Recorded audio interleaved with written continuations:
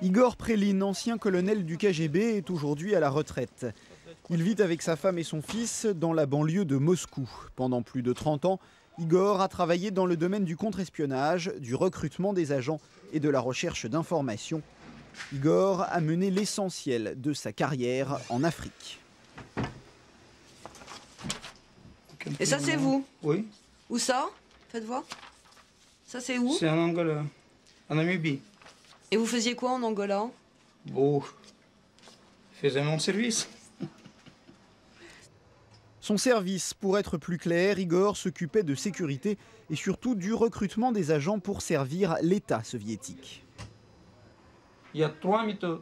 Ou chercher un sympathisant qui partage ton idéologie ou ta méthode de vie ou ta politique extérieure, n'importe quoi, c'est-à-dire qui sympathise à toi et à ton pays, ou payer, ou forcer quelqu'un de travailler pour toi, en cherchant et en trouvant quelque chose qui peut le compromettre. Tout ce que nous avons fait, disons, nos méthodes professionnelles, c'était les méthodes pas pour toi-même, pas pour moi-même, pour le gouvernement, pour le pays. Si je ne peux pas vendre ou acheter quelque chose pour moi, je ne peux pas corrompre quelqu'un pour moi, je peux le faire librement pour mon pays. Le sentiment patriotique est donc extrêmement fort aujourd'hui encore en Russie. D'ailleurs, chaque année, le 22 février, à la veille de la fête de l'Armée rouge, les nostalgiques de l'ancien régime défilent rue Gorky en plein Moscou. Depuis l'éclatement de l'Union soviétique, les anciens du KGB ont aussi du mal à se faire à cette idée de la nouvelle Russie. Moi, je suis né en Sibérie, j'ai terminé l'école en Moldavie, moi j'ai terminé l'institut en Ukraine, l'école de contre-espionnage à Biélorussie, école d'espionnage à Moscou, j'ai travaillé en Ural, j'ai travaillé à Moscou. Qui je suis? Moi, je suis un homme de cette époque-là. Ça, c'est sûr. Je suis un homme de l'Union soviétique. Je ne peux pas être un autre. Quand j'ai quitté le service, on m'a proposé les services différents. On m'a invité un peu partout. J'ai dit, il y a deux affaires que je ne ferai jamais. C'est le commerce et le garde du corps. Si quelqu'un parmi nous montrait ses capacités commerciales, ils étaient expulsés de notre service. Voilà le problème. Certains ont tout de même réussi à s'adapter. La plupart des anciens du KGB ont ainsi monté des sociétés de renseignement économique. C'est le cas de Sergueï Minaïev, ancien lieutenant du KGB dans la circonscription de Moscou. Voilà Nikolai Grekovitch. Il est le chef de la sécurité de notre société. Avant, il travaillait au KGB, également dans la sécurité.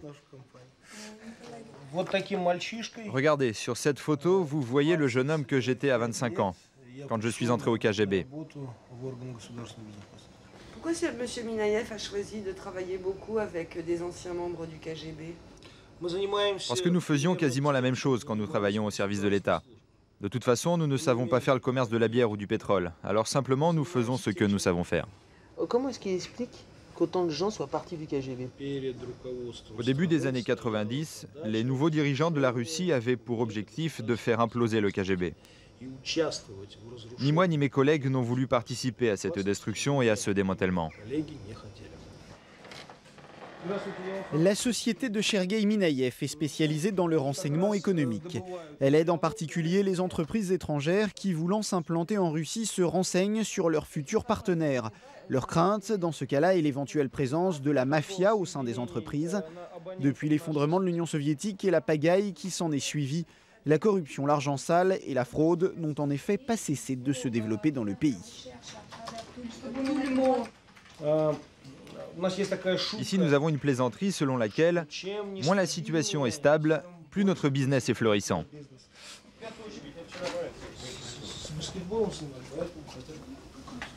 Une situation certes porteuse, même s'il n'était pas forcément facile pour d'anciens fonctionnaires de l'État soviétique de s'adapter à une économie de marché. Il nous a fallu trouver notre place dans cette vie. Alors certains de mes collègues ont eu l'idée de créer une société de recherche d'informations.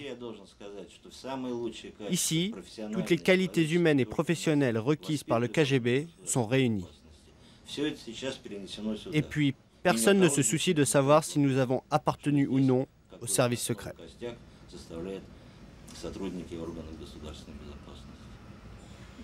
Je pense que nous avons les sentiments des corporations, peut-être l'aide mutuelle, peut-être, mais nous sommes les amis, nous sommes camarades des combats, si vous voulez. Voilà. Notre but, c'est survivre. C'est-à-dire? C'est-à-dire parce que nous avons nos familles, nous devons les nourrir, si vous voulez. Voilà. Georges Polinski est français, il est directeur d'Europa+, première radio privée de Russie. Il est arrivé à Moscou en 1989 et connaît bien la situation des anciens membres de l'appareil d'État. D'abord, ils ont une nostalgie de ce qu'était avant l'Ancien Régime. Non seulement ils avaient des salaires qui étaient importants par rapport au reste de la population, mais ils étaient reconnus.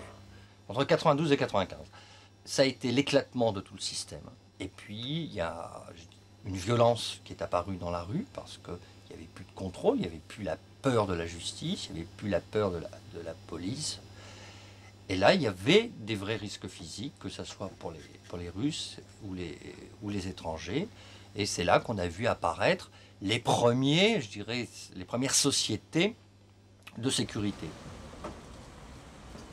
Ainsi, certains anciens du KGB s'en sont mieux sortis que d'autres face à cette nouvelle vie, souvent en dirigeant des sociétés de garde du corps, même si tout ça, bien sûr, est loin de toute idée de patriotisme et de service rendu à l'État. L'objectif aujourd'hui étant de gagner de l'argent et donc de protéger ceux qui en ont, quitte parfois à travailler l'arme au poing. La mafia au sens classique du terme est en train de se former ici. Résultat, le taux de criminalité est important. Alors on a besoin de protéger les businessmen.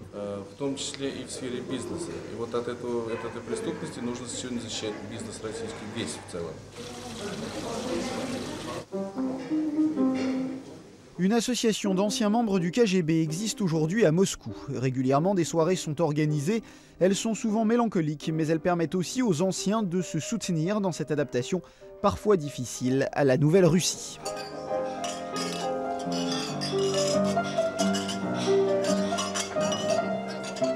Le pouvoir nouvel a essayé de nous faire changer les serments,